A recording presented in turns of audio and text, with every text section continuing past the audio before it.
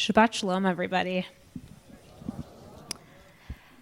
I know I said it once, but I'll say again how absolutely incredible it is to finally be welcoming in Shabbat with all of you. There is something special about experiencing Shabbat in a new place, and I have truly so much gratitude for being here with all of you this evening. From the very first introductions and first meetings, it's been clear that this community embodies all that it means to be both Southern and Jewish. And I've learned that that Southern Jewish magic is very real, and I'm thrilled to have experienced and continue to be experiencing it firsthand. The other thing I'll say before I dive into a bit of Torah this evening is that I know we will begin to and continue to get to know one another over the coming months and years. So if we have not met yet, please do come introduce yourself after services and take this as an authentic, eager invitation that I would like to get to know as many of you as possible, as many of you that want to, on a much deeper level. So please do reach out and we will find time to get to know each other. It is the most important and most meaningful thing that I can do as one of your rabbis is to get to know you. So please take that as a real and authentic invitation. Please call me, email me, and we will find time to get to know one another.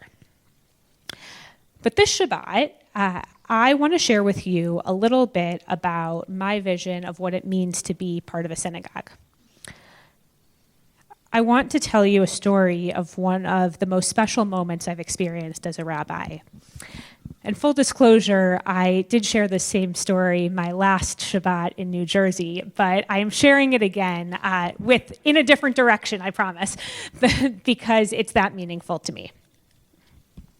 A few years ago, around the time of Simchat Torah, I led what I like to call Torah visits with a pre-K 4s, a junior kindergarten class of 4 and 5-year-olds to the sanctuary, where I take them into the sanctuary, we learn about it, we go up onto the bima, and we learn all about the Torah. I remember that day opening the ark at just the time of day where the sunlight from windows hits the Torahs and really illuminates the scrolls. It's like they're glowing. At that moment, one little girl, her name is Mabel, was astonished. Mabel's mouth dropped wide open, jaw on the floor, and eyes were locked on the scroll. I began to explain in 4-year-old language, right, that the Torahs live in the ark, like it's their own kind of bedroom, a safe place to stay at night. Their covers are like clothes to keep them warm and protected. And the crowns, well, Torahs are so special, they need fancy, shiny crowns. I talk about how the Torah holds sacred stories, teach us how to live, teach us how to be kind, how to have hope. Mid-sentence, I looked down, and Mabel's jaw was still on the floor. She had not blinked once. I finished my sentence and I said, what are you thinking about? And without missing a beat, as if revelation itself had just hit, she says, I think I love Torah. I can only imagine what was going through her brain at the time. Realistically, it was probably that she likes shiny, fancy things. But for me, this moment reminds me why I love what I do.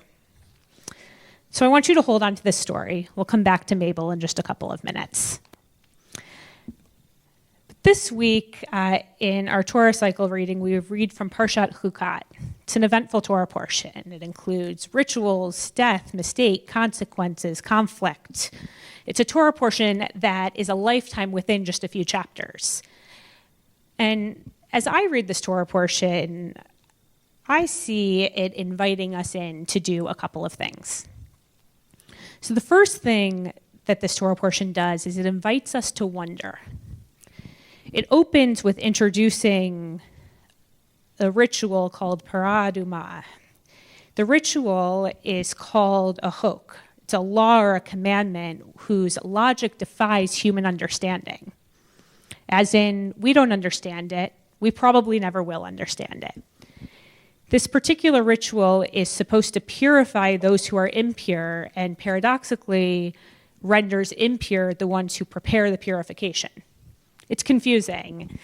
Even the wisest of all are said to have admitted that they think that maybe they could understand it, but in the end are just not able to.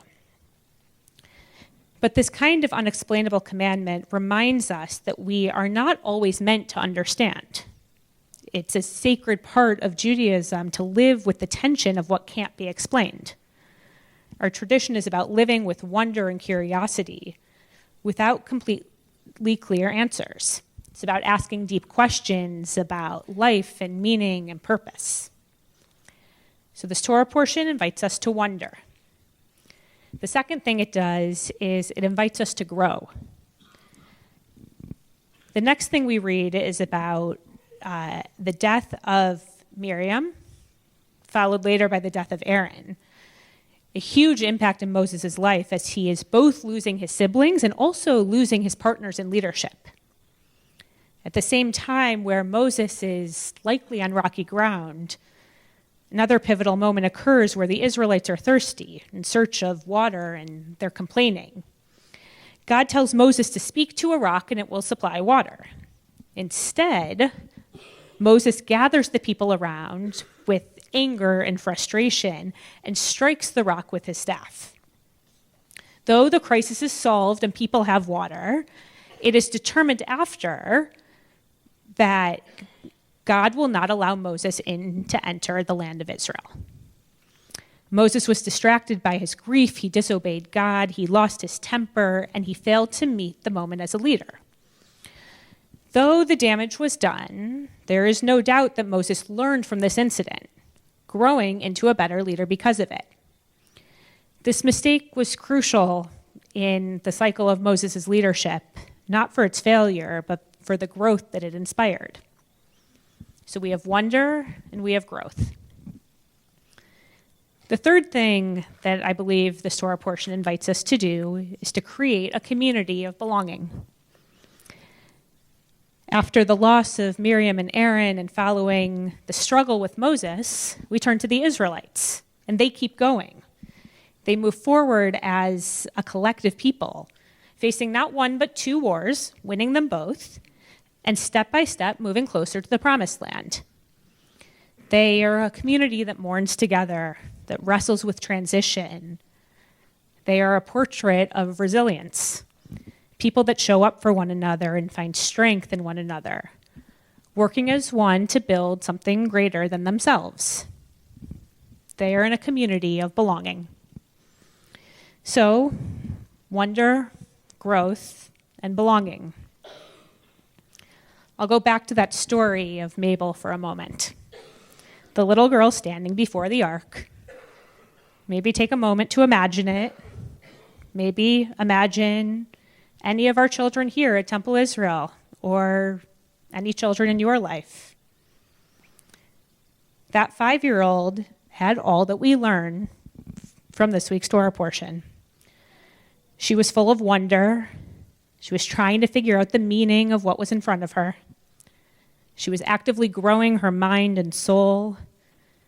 And she was surrounded by people in a place where she felt an immense sense of community and belonging, all while experiencing the magic of Jewish life and history before her eyes. That moment mattered so much to me because it illustrates exactly why I do what I do and what I believe a synagogue like this one is meant for.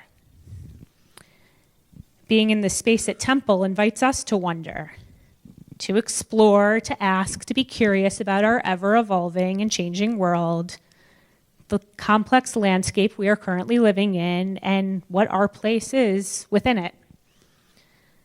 Sometimes those questions are well beyond the scope of human understanding. But if we can't express our wonder and ask questions in a house of worship, I'm not really sure where we can. This building and everything in it gives us the tools to grow. intellectually, spiritually, as leaders, and as human beings, whether through prayer, learning, experiences, or simply trying something new. Temple Israel is a platform for personal growth. And most importantly, this is a place to belong, a sacred congregation to be held and supported, challenged and celebrated, all in community, surrounded by those with a common purpose and mission. We may not always agree on everything, but we are grounded in the shared values of Torah that have led our people for generations. Temple is first and foremost a community of belonging. So whether we learn these lessons from the experiences of our biblical ancestors or from our children, I pray that we never stop wondering or growing or working to sustain a thriving community of belonging. And I'm looking forward to doing all of that and more alongside all of you. Shabbat Shalom.